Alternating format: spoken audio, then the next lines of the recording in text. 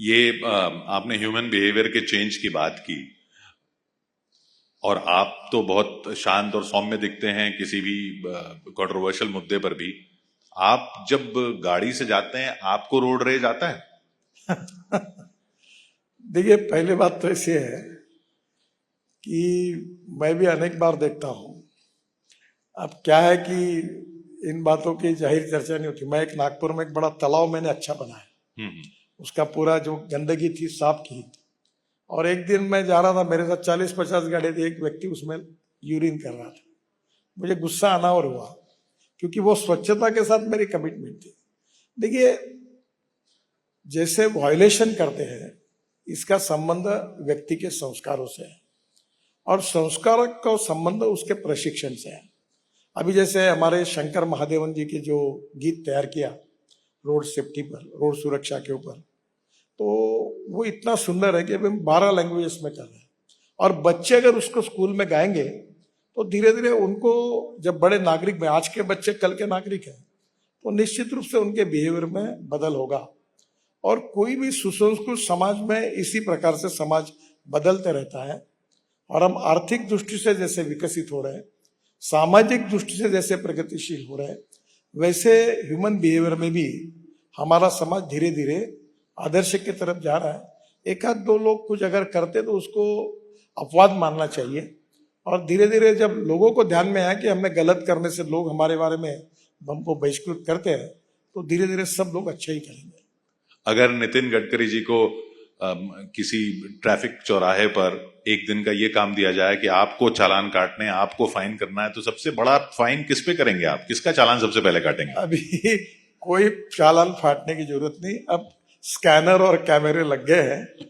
और आपको आश्चर्य होगा, मुंबई में मेरी गाड़ी है। हाँ। वरेड़ी बांद्रा सीलिंग प्रोजेक्ट बनाने का मुझे सौभाग्य मिला। 2 बार मुझे भी फाइन हुआ और फाइन पे नोटिस मेरे पास आए। तो अब तो कोई बचा नहीं सकता, कैमरा कैच करता है। आपने भरा फाइन?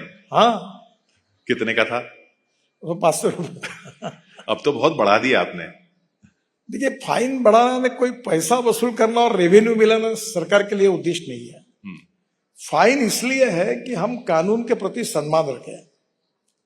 और मैं चाहता हूं, लोग जब बोलते हैं कि भाई फाइन बढ़ गया, अरे भाई आप वायलेशन मत करो ना, आपको फाइन भरने की आवश्यकता ही नहीं पड़ेगी। अभी अगर दिल्ली की बात करें, दिल्ली में इस साल अगर किसी को गाड़ी लेनी हो तो आपके पास आए वो कि गडकरी साहब मुझे कौन सी गाड़ी लेनी चाहिए, अभी पेट्रोल लूं, डीजल लूं, इलेक्ट्रिक लूं, हाइब्रिड लूं, बायोफ्यूल वाली लूं, फ्यूल सेल वाली लूं, आगे क्या होने वाला है? मैं तो इतना ही कहूंगा, कोई भी गाड़ी खरीदी करो पर पेट्रोल और डीजल की छोड़कर कोई भी खरीदी करो, ये उनके ऊपर छोड़ दिया। आप देखिए, अभी मैं फ्लेक्स इंजन गाड़ी में आया आपके यहाँ, आप थे नीचे में। वो इनोवा गाड़ी जो है वर्ल्ड की पहली है, ये यूरो 6 इमिशन नॉर्म पे चलती है। और पेट्रोल के तुलना में उसका एवरेज अगर करेंगे तो 60% बिजली तैयार करती है। तो पेट्रोल का भाव होता है 25 रुपए लीटर।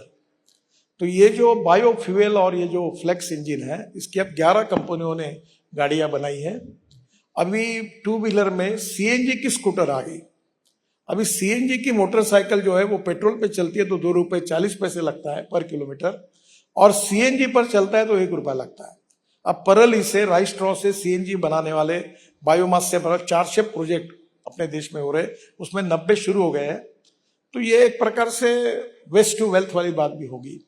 तो मुझे लगता है कि आने वाले समय में इलेक्ट्रिक, फ्लेक्स फ्यूल और हाइड्रोजन, और मेरे पास हाइड्रोजन की भी गाड़ी है, तो मैं ये मानता हूं कि धीरे अभी हमारे डिपार्टमेंट ने एक प्रोजेक्ट लिया, 7 उसके पार्ट है, और टाटा से लेकर अशोक लेलैंड तक सब कंपनी को दिया। और पहली बार मैंने 2 ट्रक टाटा के एक हाइड्रोजन फ्यूल सेल पर जो है वो लॉन्च किया, और एक आईसी इंजन यानी पेट्रोल डीजल का इंजन उसमें हाइड्रोजन डाल के चल सकती, उसको लॉन्च किया है। हाइड्रोजन में transport of hydrogen and filling of hydrogen ये थोड़ी समस्या है, पर जल्दी उसके ऊपर समाधान निकलेगा। और हाइड्रोजन हमारे भविष्य का फ्यूल है। और आज हम ऊर्जा को आयात करने वाला देश है, क्योंकि 22 लाख करोड़ रुपए हमारे देश के इंपोर्ट में जाते हैं, और ऊपर से प्रदूषण होता है जो दिल्ली वाले अनुभव करते हैं। पर मेरा विश्वास है कि मोदी जी के नेतृत्व में जो नीति हमने अपनाई है, तो निश्चित रूप से आने वाले दिनों में हम ऊर्जा को आयात करने वाला नहीं तो भारत ऊर्जा को निर्यात करने वाला देश बनेगा, ये मेरा दृढ़ विश्वास है।